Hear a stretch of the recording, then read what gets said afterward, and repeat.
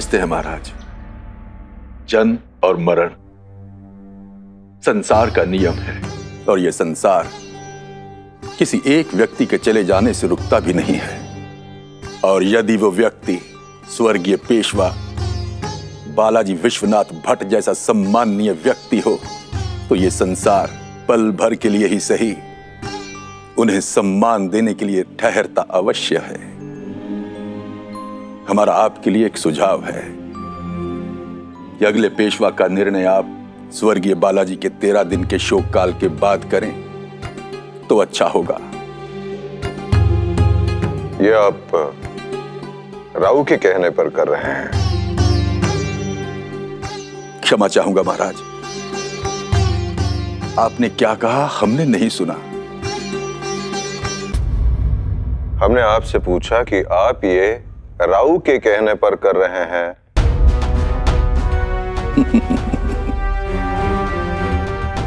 बाजी राव अभी इतने भी बड़े नहीं हुए कि वो हमें आदेश कर सकें। वैसे भी हम धर्म और परंपरा के सेवक हैं महाराज, बाजीराव के नहीं।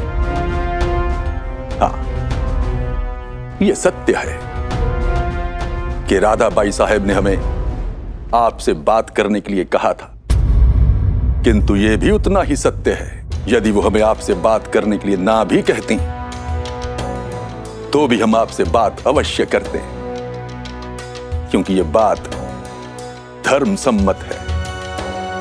शास्त्रों का हर नियम बहुत ही सोच समझकर बनाया गया है। परिवार के प्रमुख के जाने के बाद यह 13 दिन का शोक परिवार को संभलने का समय देता है और यह जानने का भी समय देता है कि कौन आपका असली मित्र है और कौन नहीं। स्वर्गीय पेशवा साहिब ने आपके लिए कई राजनीतिक समझौते, कई राजनीतिक संबंध बनाए होंगे। अब आपको भी यह जानने का अवसर मिलेगा कि कौन सा संबंध टिकने वाला है और कौन सा नहीं। भट्ट जी, कुछ संबंध राजनीति और औपचारिकता से परे होते हैं। स्वर्गीय पेशवा बालाजी विश्वनाथ भट्ट और हमारे संबंध भी कुछ ऐसे ही थे। हम हमारे नए पेशवा का ऐलान 13 दिन के शोक के पश्चात ही करेंगे, किंतु राजनीति के कारण नहीं, स्वर्गीय बालाजी के प्रति अपने स्नेह और सम्मान के कारण।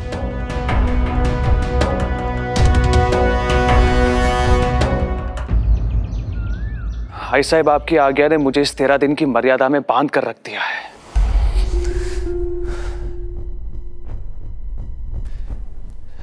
चलिए मान लेते आई साहब, शाहू जी महाराज भट्ट जी की बात सुनकर अपना निर्णय 13 दिन के बाद ही सुनाएंगे। पर यदि उनका निर्णय हमारे विरुद्ध हुआ तो फिर इस 13 दिन की प्रतीक्षा का क्या लाभ आई साहब? वहां मोहन राव व्यापारियों के साथ जाकर उनके कान भी भर रहे होंगे। नहीं राव, आपके पिता और आप पर जो शाहू महाराज का विश्वास है वो इतना कच्चा नहीं कि मोहन राव के शब्दों से टूट जाए। विश्वास कच्चा हो या ना हो, नाजुक अवश्य होता है। विश्वास टूटे या ना टूटे, यदि उसमें दरार आ गई, पंत जी का तो काम हो ही जाएगा। सही समय की प्रतीक्षा करते करते कहीं समय हाथ से निकल गया आई साहिब तो किसी जब तब व्रत या यज्ञ से वापस नहीं आने वाला।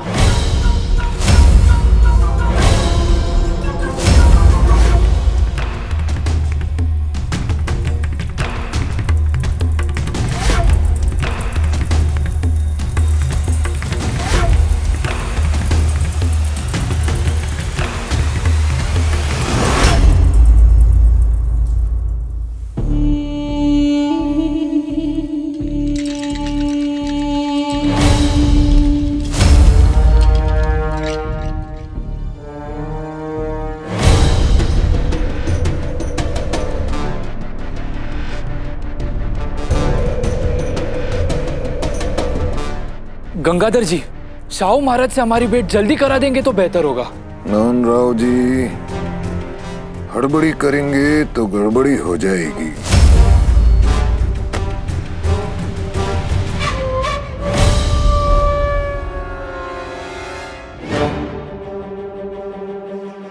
महाराज से कुछ भी कहने से पहले हमें तो समझ लेने दीजिए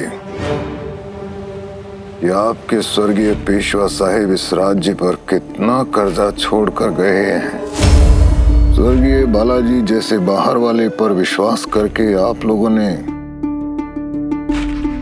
कितना धन दे दिया। अब पीढ़ियों से इस पद को संभालने वाले के वंशज को इस समस्या को सुलझाने के लिए समय तो दीजिए।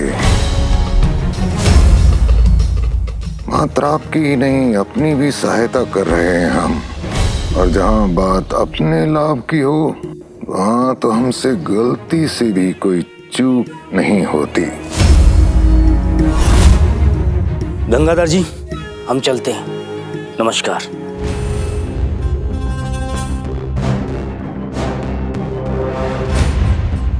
मोहनरा, आइए, हमें आपसे कुछ बात करनी है।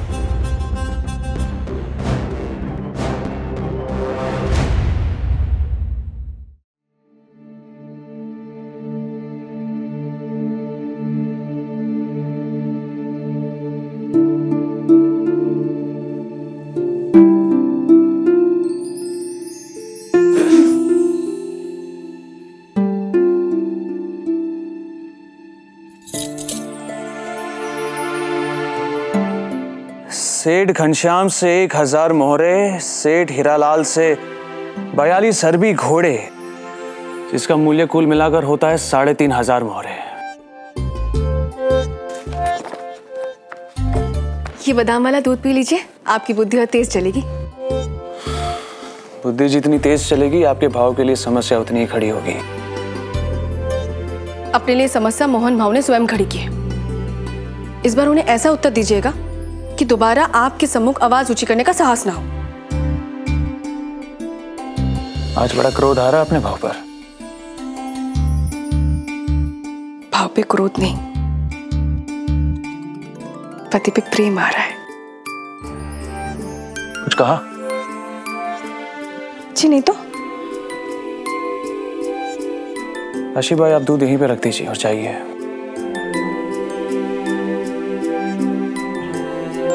नहीं, हम नहीं रखेंगे, वरना ये भी आपकी राह तकता रह जाएगा। और कौन हमारी राह तकता है? ये भी हम ही बताना पड़ेगा कि और कौन आपकी राह तकता है। कुछ कहा आपने? जी नहीं। आशी भाई, दूध यहीं पे रख दीजिए, इस कार्य को हम अधूरा नहीं छोड़ सकते। हम क्यों दूध रखें? थोड़ी देर चिंता मुक्त होकर बैठेंगे तो आपको भी अच्छा लगेगा और हमें भी। आप ये वही खाता रख दीजिए। बचपना छोड़िए काशी भाई।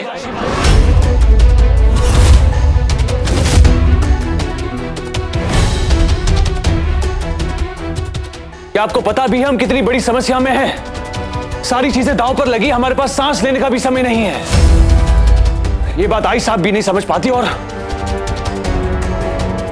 आप भी नहीं।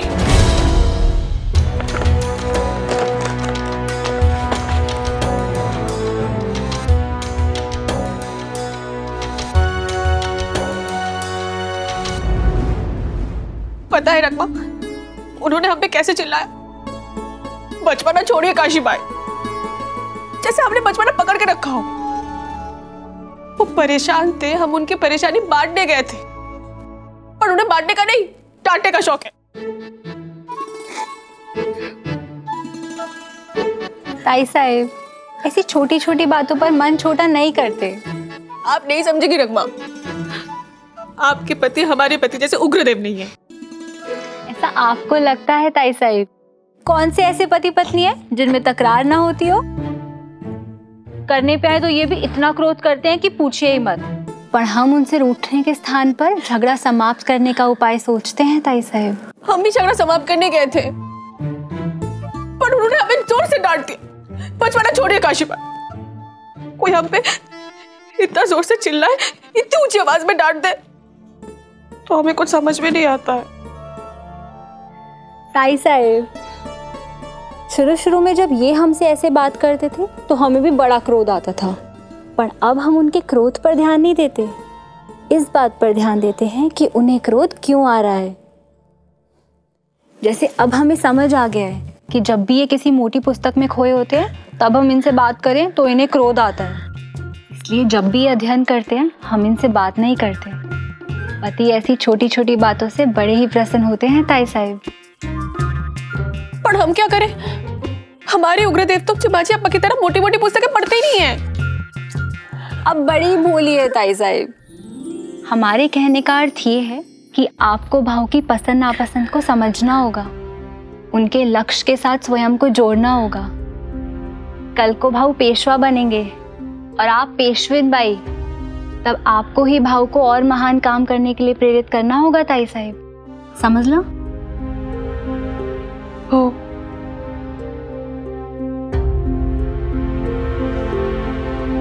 काश ये भी मोटी मोटी पुस्तकें पढ़ते तो हमारा काम कितना सरल हो जाता ना।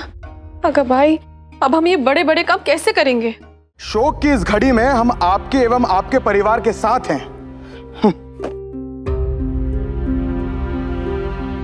इसमें भी यही लिखा है। चीमा, लोग बस औपचारिकता के लिए पत्र लिखते हैं, पत्र में कोई भावना नहीं होती। बाजी, तुझे इन पत्रों को पढ़कर उनका उत्तर देने में समय व्यर्थ करने की आवश्यकता नहीं है। ये तो मैं और चीमा भी कर लेंगे।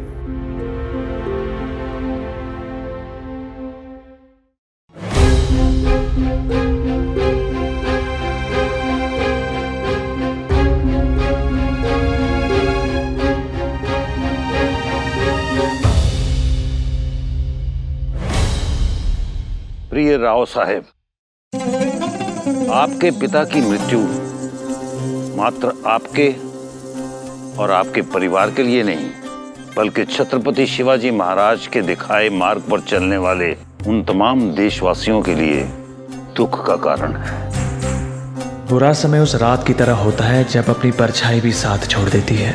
इस समय आप भी खुद को बहुत अकेला, बहुत अधूरा महसूस कर रहे होंगे।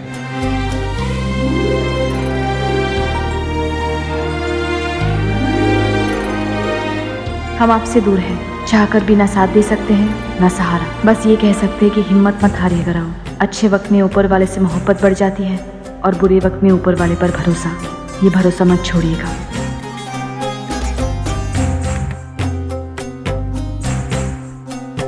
और उनकी भी उम्मीद है जिन्होंने सिर्फ आपका नाम सुना है। इस देश की मिट्टी उस वक्त का इंतजार कर रही है जब आप पूरे देश पर मराठी ध्वज लहराएंगे। इम्तिहान मुश्किल है, पर हम जानते हैं कि आप टूटने नहीं देंगे, क्योंकि आप हमारी उम्मीद है और उम्मीद कभी नहीं टूटती।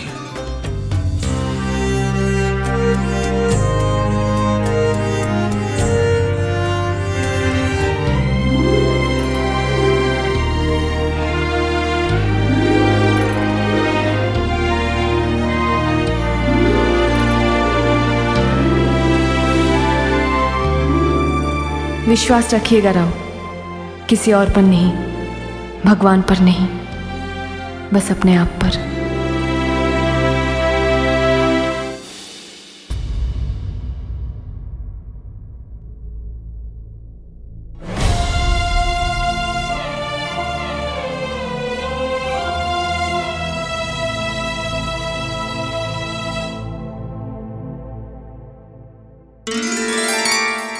क्षमा कर दीजिए मुझे। मैं जानता हूं आप मात्र मेरी सहायता करने का प्रयास कर रही थी। मुझे आपसे ऐसे बात नहीं करनी चाहिए थी।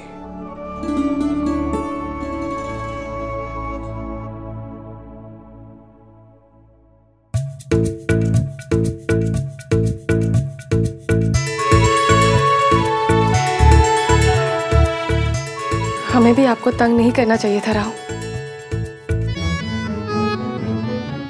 काशी भाई, मैं जिस मार्ग पर चल रहा हूं, आगे जाकर वो मार्ग और भी कठिन होगा। ऐसी घड़ियां भी आएंगी जब मैं अपना धैर्य खो दूंगा। संभव है कोई कड़वी बात बोल दूं, पर हमेशा याद रखना काशी भाई, मेरा उद्देश्य आपका मन दुखाना कभी नहीं होगा।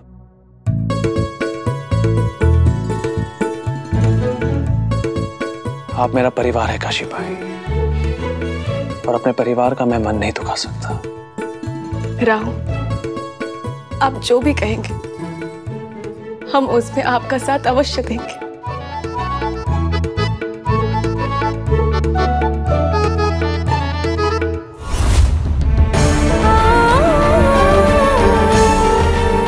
तो चलिए मेरे साथ।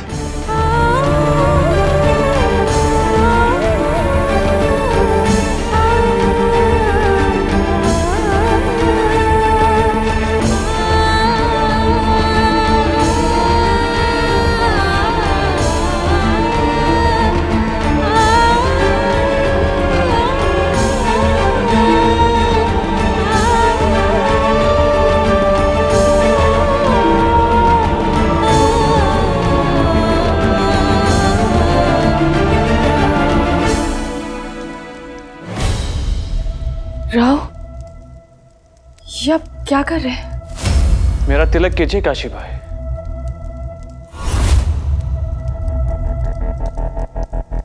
और हम सूतक में मंदिर के अंदर प्रवेश नहीं कर सकते राव?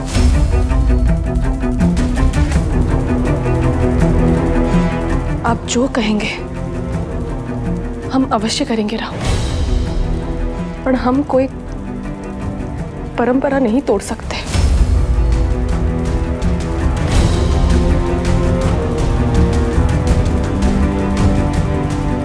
बड़ी विचित्र स्थिति है काशी भाई। आप परंपरा तोड़ नहीं सकती और मैं मान नहीं सकता। लेकिन अब जो मैं करने जा रहा हूं, अपेक्षा करता हूं कि आप उसका सम्मान करेंगी।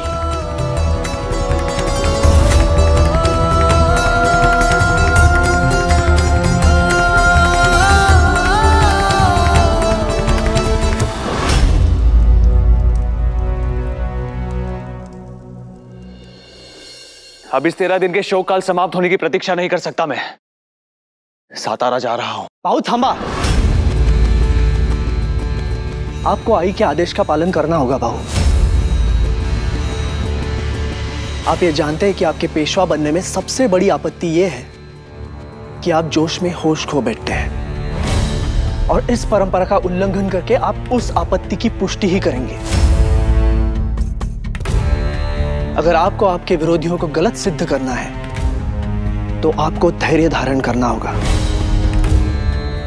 धैर्य और हाथ पर हाथ धरे रखने में अंतर होता है चिम्माजी साहिब।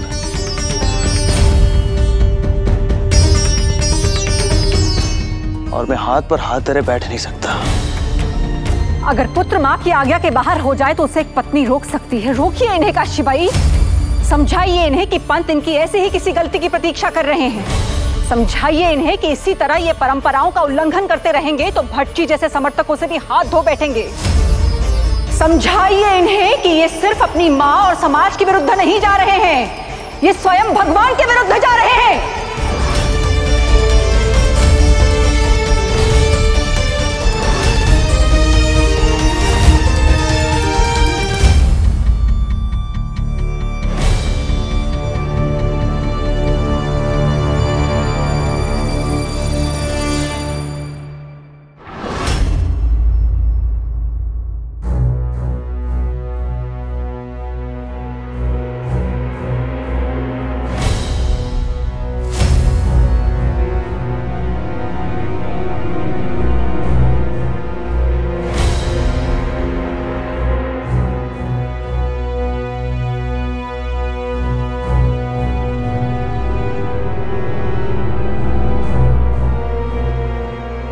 आई साहिब सही कह रही है।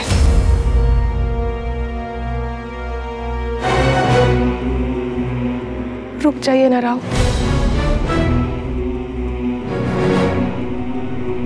काशीबाई, जब बात मातृभूमि की हो तो समाज और परंपरा क्या, बाजीराव अपने भगवान और अपनी आय के विरुद्ध भी जा सकता है। आपके एवं भगवान की नजर में यह पाप है तो इस पाप का दंड भुगतने के लिए तैयार हूं, पर रुकने के लिए तैयार नहीं। क्या आपको भगवान पे विश्वास नहीं है? विश्वास है, पर आज एक अजनबी ने मुझे यह सिखाया, व्यक्ति को सबसे अधिक विश्वास स्वयं पर होना चाहिए।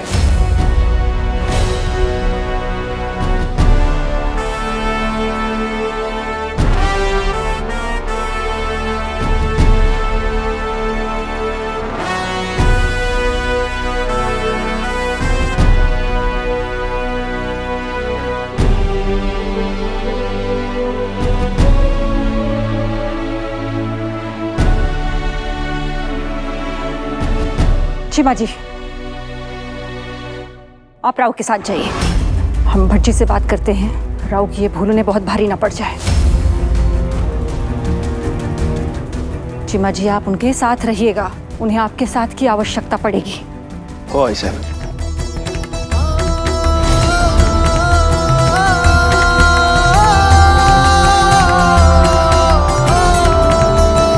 शिव शिव शिव शिव। पाप करने जा रहे हैं महाराज तो क्षमा मांगनी ही पड़ेगी। पाप मन तो नहीं करता, परंतु देश के प्रति जो हमारा प्रेम है वो किसी भी परंपरा से अधिक है, बड़ा है। आपको जो भी कहना है स्पष्ट कहें पंत। तो स्पष्ट बात यह है महाराज कि स्वर्गीय बालाजी भट्ट ने देश की सेवा तो की, परंतु उन्होंने ऐसे कई निर्णय लिए जिनकी सूचना आप तक नहीं पहुंची। बिना प्रमाण आरोप बिन धार तलवार की तरह होती है पंत। जितना भी जोर लगाओ पत्ता भी नहीं कटता उससे। क्षमा कीजिए महाराज, परंतु इस बार तलवार में धार भी है।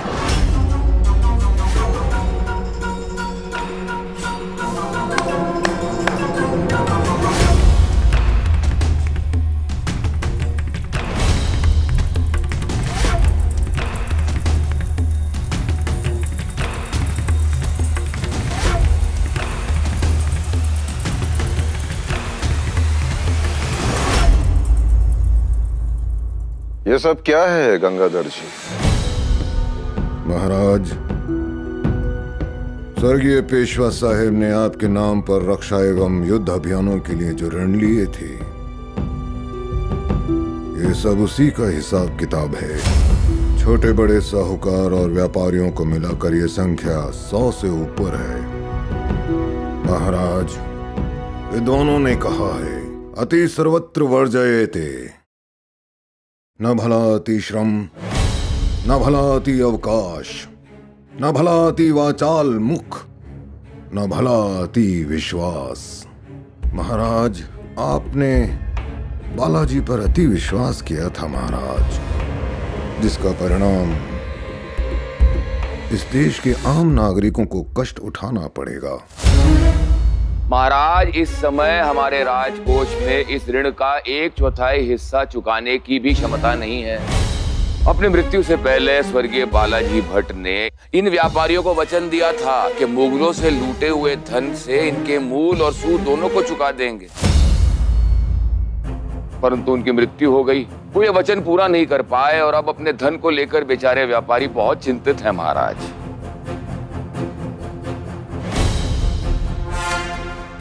आपके सम्मुख इस समस्या को लाने से पहले हम बाजीराव के पास गए थे और उन्होंने ही हमसे कहा था कि जैसे ही आप उन्हें पेशवा बना देंगे हमें हमारा धन वापस मिल जाएगा। बाजीराव कैसे कह सकते कि पेशवा कौन बनेगा? महाराज, अपने पिता के निधन के बाद से ही बाजीराव पेशवाई को अपना अधिकार समझकर बैठे हैं और नए पेशवा के ऐलान को 13 दिन तक के रोक देने के आपके निर्णय से उनके इस विश्वास को बल मिला है। हाँ महाराज, और अब तो ये 13 दिन की अवधि पूरी भी हो गई है। अब आप निर्णय लेने के लिए स्वतंत्र हैं। अब जो ये नई परिस्थितियां हैं, इन्हें देखते हुए मेरा ये सुझाव है कि आप गंगाधर जी को नया पेशवा घोषित कर दें।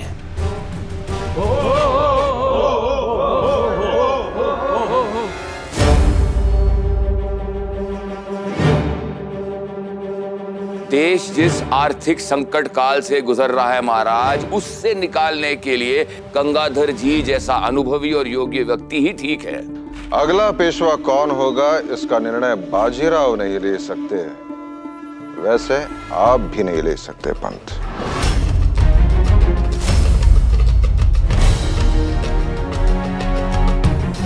शिव शिव शिव शिव महाराज, सेवक तो केवल स्वामी को एक सुझाव दे सकता है।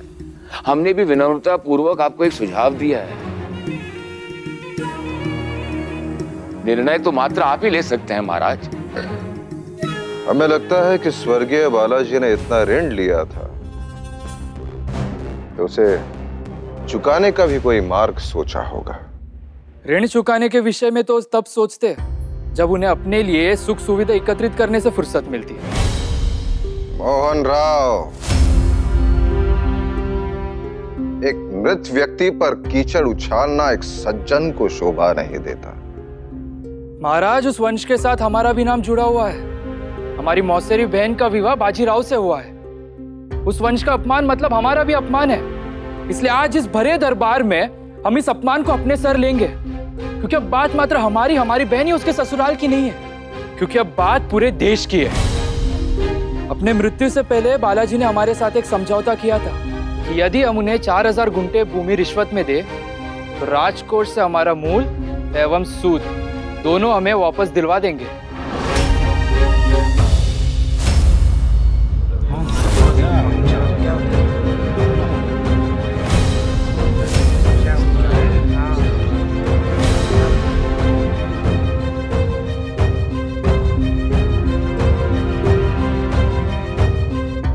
आपके कहने का अर्थ क्या है? आपके पास कोई प्रमाण है इसका?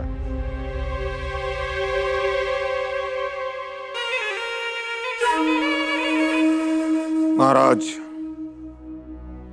एक भाई अपनी बहन के भविष्य को दांव पर लगाकर भरे दरबार में सत्य बोल रहा है। इससे बड़ा प्रमाण क्या हो सकता है?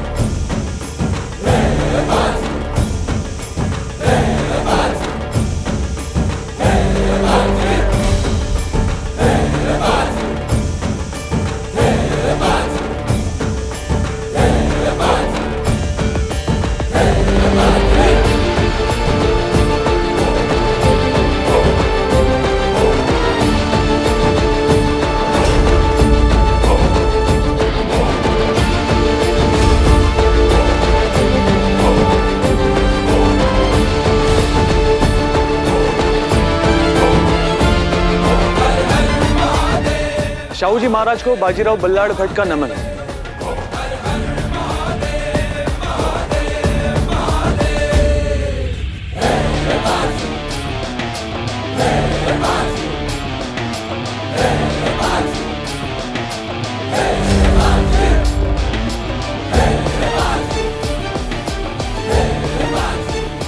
पंथी बाजीराव यहाँ इतनी जल्दी कैसे पहुंच गए? 13 दिन की अवधि कल ही खत्म हुई और 14वें दिन ये यहाँ सतारा पहुंच गए। इसका मतलब कल 13वें दिन में ही इन्होंने वहां से प्रस्थान किया होगा, अर्थात 13 दिन के शोक के बंधन को इन्होंने तोड़ डाला। संसार की ऐसी कोई परंपरा है जिसे ये व्यक्ति नहीं तोड़ेगा।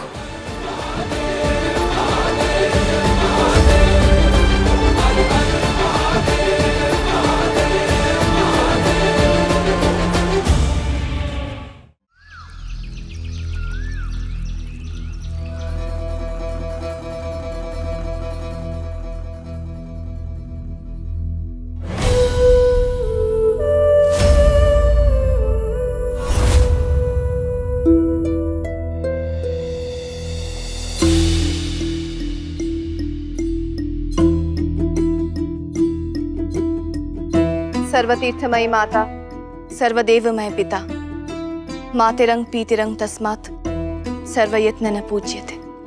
कहते हैं माँ में सारे तीर्थ बसते हैं और पिता में सारे देवता।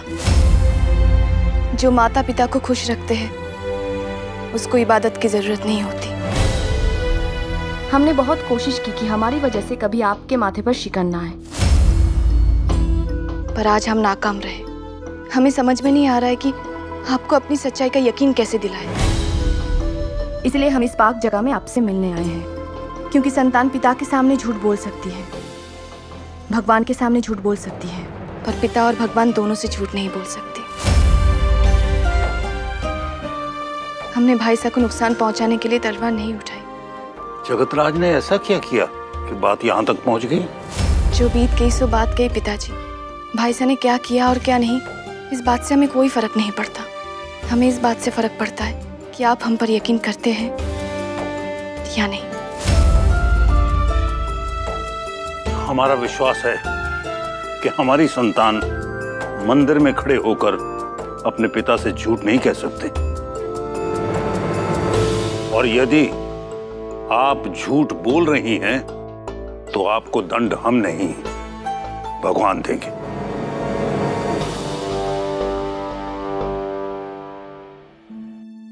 प्रसाद,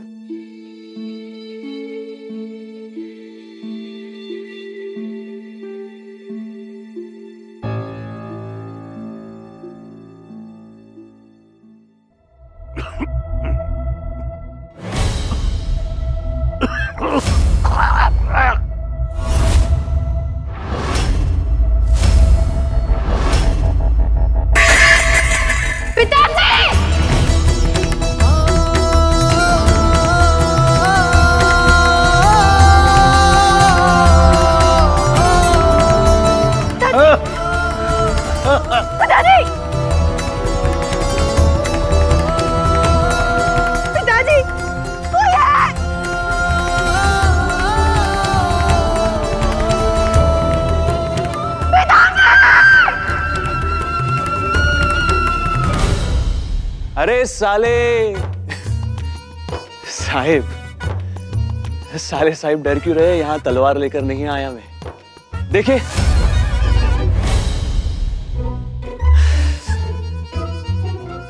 आपके लिए मेरे हाथ ही काफी है। शिव शिव शिव शिव महाराज, भरे दरबार में आपके समक्ष बाजीराव मोहन राव को डरा धमकाकर चुप कराने का प्रयास कर रहे हैं। प्रयास सफल भी हो सकता है और असफल भी, इसलिए बाजीराव बल्लाड़ भट्ट प्रयास करता ही नहीं, सीधा पराक्रम करता है। पंत,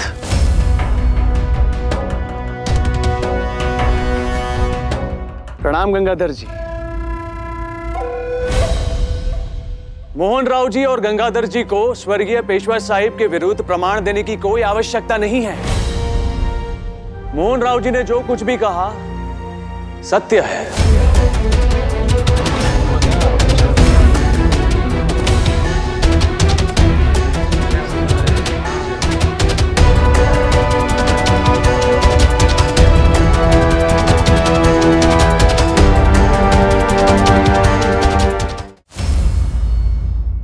मेरे बाबा ने इनसे 4000 गुंठे भूमि मांगी थी और इन्होंने दी थी।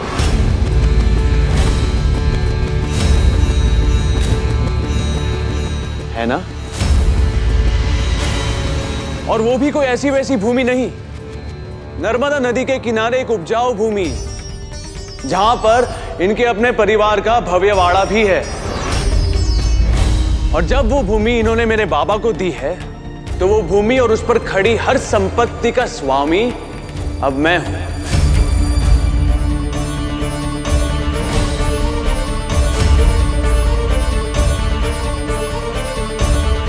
है ना?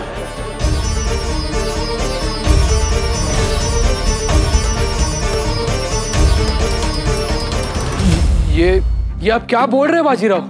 सत्य तो कह रहा हूं मोहन राव जी।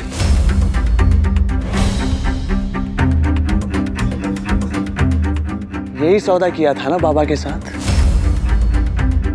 है ना?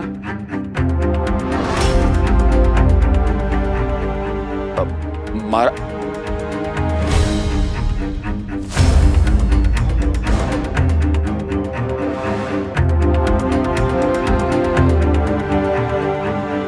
संसार मुझे जोशीला और अनुभवहीन समझता है, पर इस बार आप जोश में होश खो बैठे। इस तरह उतावलापन दिखाकर आपने अपने धन वापसी के सारे मार्ग बंद कर दिए हैं।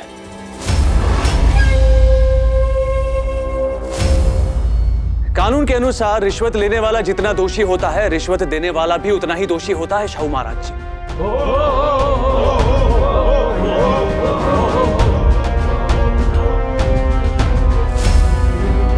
रिश्वत लेने वाला तो आज हमारे बीच है नहीं, रिश्वत देने वाला यहीं खड़ा है।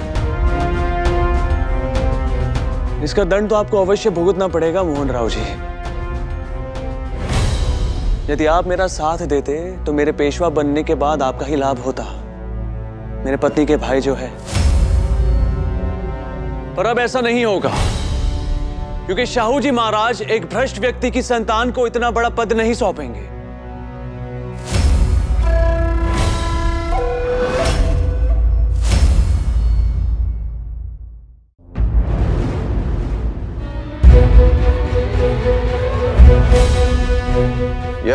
या चिमाजी अप्पा, या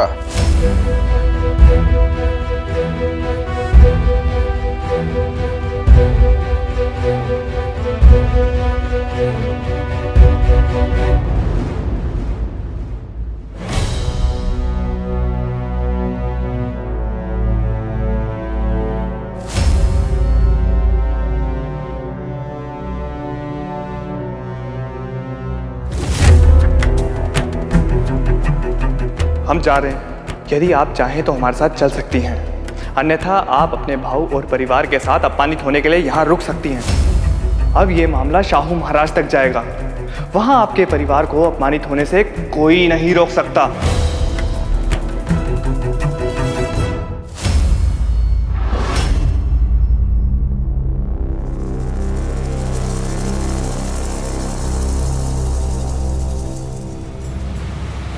हम जानते हैं हमने उन साहूकारों के साथ मिलकर जो किया, आप उससे क्रोधित हैं, पर हम क्या करते हैं? उन साहूकारों के साथ हम व्यापार करते हैं और उनके साथ हमारे सामाजिक संबंध हैं। अगर हम उनका साथ नहीं देते तो वे सब हमारा सामाजिक बहिष्कार कर देते।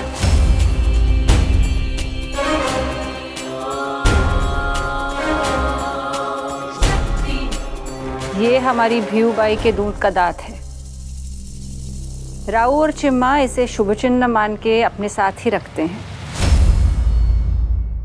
हमारी सारी संतानों में भीऊबाई सबसे प्रिय है और इसकी प्रसन्नता के लिए हमारे दोनों बेटे कुछ भी करने को तत्पर रहते हैं। और अब भीऊबाई की प्रसन्नता भी आप हैं और सौभाग्य भी। इसीलिए आज जो भी आपने किया उसे हम भूलने को भी तैयार हैं और क्षमा करने को भी। आई साहब, आपका मन उदार है, पर आपको भी हमारे लिए कुछ करना पड़ेगा। आप राऊ के शत्रुओं के साथ रहेंगे, पर आपकी निष्ठा राऊ के साथ रहेगी। पंत, गंगाधर जी और सचिव के बीच जो भी योजनाएं बनेंगी उसकी खबर आप चिमा जी को देते रहेंगे।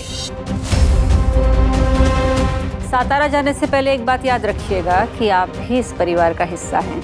राऊ के पेशवा बनने में ही आपकी भी भलाई है। नहीं नहीं नहीं, आप हमारी जमीन नहीं हड़प सकते। हमारा और आपके पिता के बीच ऐसा कोई करार नहीं हुआ था।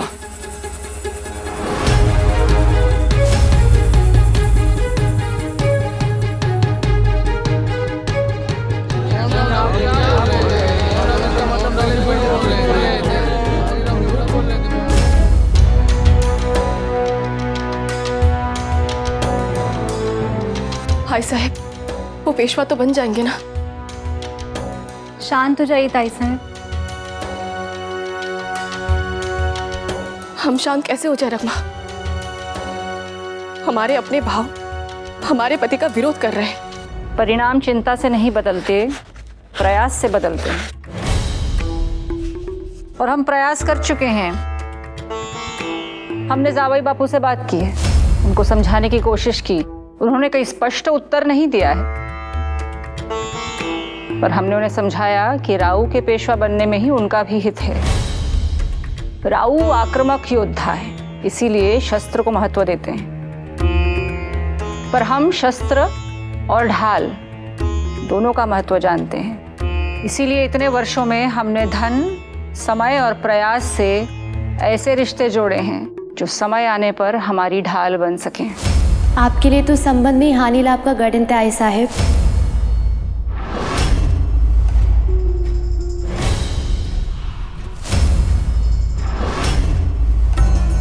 भ्यूताई, आई साहब का कहने का मतलब ये नहीं था। इनका मतलब मैं आज भी आपसे बेहतर समझती हूँ बहिनी। इन्हें सिर्फ मतलब से प्रेम है। अपनी संतान से अधिक इन्हें अपने रुतबे से प्रेम है, जिसे बनाए रखने के लिए संबंध नहीं जोड़ती, सौदा करती है, जैसे मेरा सौदा किया था।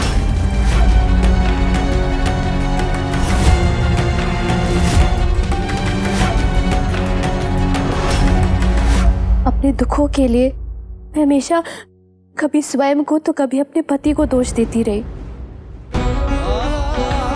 पर आज समझ में आया कि दोष तो आपका है आई साहिब।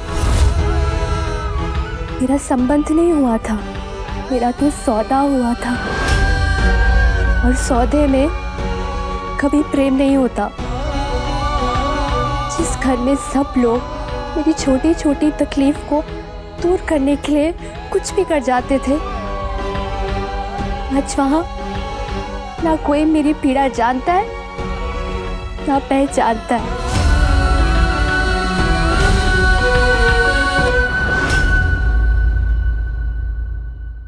अपनी बहन के पति के विरुद्ध इतना बड़ा षड्यंत्र करने का कोई तो कारण होगा मोहन राव जी, कि आपको शाहू जी महाराज के सामने इतना बड़ा झूठ कहना पड़ा। बताइए, इस झूठ के लिए आपको किसने विवश किया था?